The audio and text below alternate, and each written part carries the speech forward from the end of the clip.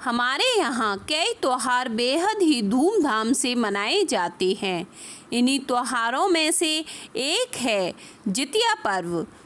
पंचांग के मुताबिक प्रत्येक वर्ष अश्विन मास की कृष्ण पक्ष की अष्टमी को जितिया व्रत किया जाता है।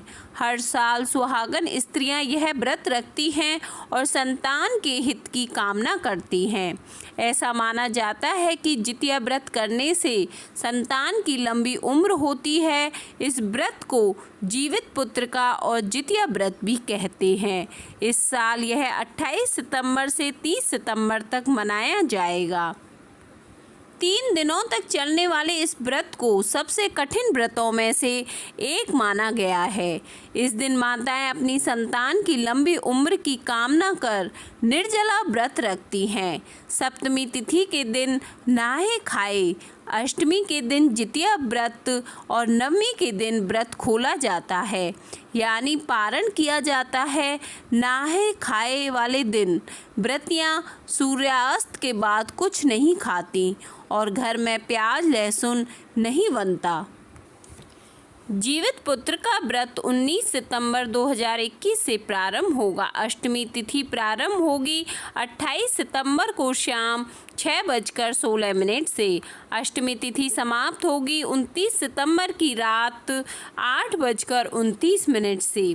स्नान आदि करने के बाद सूर्य नारायण की प्रतिमा को स्नान कराएं, धूप दीप आदि से आरती करें और इसके बाद भोग लगाएं। इस व्रत में माताएं सप्तमी को खाना और जल ग्रहण कर व्रत की शुरुआत करती हैं। अष्टमी तिथि को पूरे दिन निर्जला व्रत रखती हैं और नवमी तिथि को व्रत का समापन करती हैं।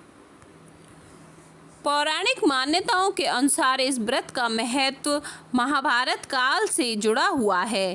कहते हैं कि उत्तरा के गर्भ में पल रहे पांडव पुत्र की रक्षा के लिए श्री कृष्ण ने अपने सभी पुण्य कर्मों से उसे पुनर्जीवित किया था। तब से ही स्त्रियां अश्विन मास के कृष्ण पक्ष की अष्टमी तिथि को निर्जला व्रत रखती हैं। कहते हैं इस व्रत के प्रभाव से भगवान श्री कृष्ण व्रती स्त्रियों को संतान की रक्षा करते हैं।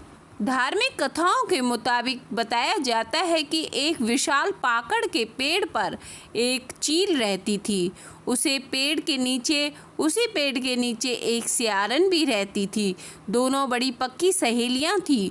दोनों ने कुछ महिलाओं को देखकर जितिया व्रत रखने का संकल्प लिया और भगवान श्री जीउतवान की पूजा और व्रत करने का प्रण ले लिया। लेकिन जिस दिन दोनों को व्रत रखना था उसी दिन शहर के एक बड़े व्यापारी की मृत्यु हो गई और उसके दाह संस्कार में सियारन को भूख लगने लगी थी। मुर्दा को देखकर वह खुद को रोक ना सकी और उसका व्रत टूट गया। पर चील ने संयम रखा और नियम व श्रद्धा से अगले दिन व्रत का पारण किया। अगले जन्म में दोनों सहेलियों ने ब्राह्मण परिवार में पुत्री के रूप में जन्म लिया। उनके पिता का नाम भास्कर था।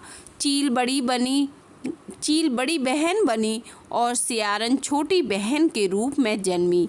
चील का नाम शीलवती रखा गया। शीलवती की शादी बुद्धिसेन के साथ हुई, जबकि सियारन का नाम कपूरावती रखा गया और उसकी शादी उस नगर के राजा मलाय केतु से हुई। भगवान जीउतवान के आशीर्वाद से शीलवती के 7 बेटे हुए, पर कपूरावती के सभी बच्चे जन्म लेते ही मर जाते थे।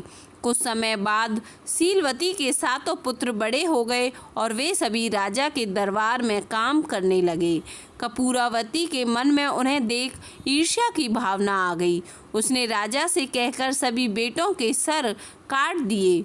उन्हें 7 नए बर्तन मंगवाकर उसमें रख दिया और लाल कपड़े से ढककर शीलवती के पास भिजवा दिया। यह देखकर भगवान जीउतवान ने मिट्टी से 7 भाइयों के सिर बनाए और सभी के सिरों को उसके धड़ से जोड़कर उन पर अमृत छिड़क दिया। इससे उनमें जान आ गई।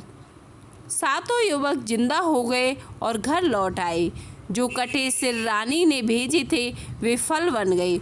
दूसरी ओर रानी कपूरावती बुद्धिसेन के घर से सूचना पाने को व्याकुल थी।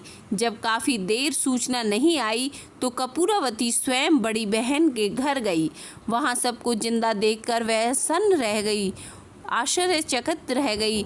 जब उसे होश आया तो बहन को उसने सारी बात बताई। अब उसे अपनी गलती पर पछतावा हो रहा था। भगवान जीतवाहन की कृपा से शीलवती को पूर्व जन्म की बातें याद आ गई। वह कपूरावती को लेकर उसी पाकड़ के पेड़ के पास गई और उसे सारी बात बताई। कपूरावती बेहोश हो गई और मर गई।